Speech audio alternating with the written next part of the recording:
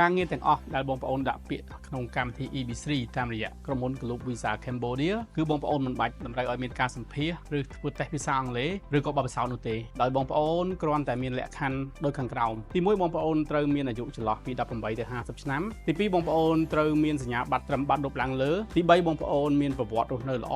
មិនធ្លាប់មានបទឧក្រិដ្ឋទី4បងមាន